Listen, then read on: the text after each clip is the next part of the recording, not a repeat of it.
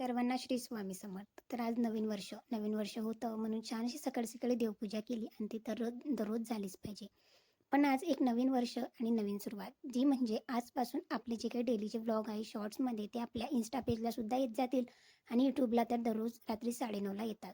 त्याच्यानंतर गुरुवार होता, नवीन वर्षाची सुरुवात म्हणून 10:30च्या आरतीला गेली आणि आता केंद्रामध्ये नवीन वॉलपेपर वगैरे थोडंसं काम झालेलं होतं बघा, इतकं छान दिसत होतं म्हणून थोडा तोही शूट घेतला.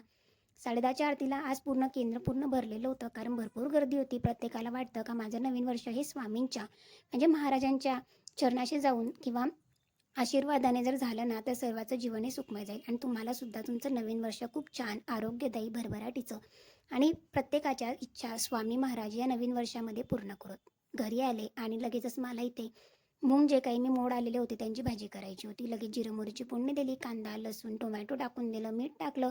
छान असं झालं आणि थोडासा हिंग टाकला आणि जे काही मोड आलेले मूग होते ना, ते टाकून द्यायचे होते. थोडेसे पावडर मसालेसुद्धा यामध्ये ॲड केले. किचन किंग गरम मसाला टाकला आणि छान असं कांदा मऊसूत झाल्याच्या नंतर मोड आलेले हिरव्या कलरचे मूग टाकले. थोडंसं गरम पाणी टाकलं, कोथिंबीर गार्निश केली आणि अगदी टेस्टी अशी भाजी झालेली होती.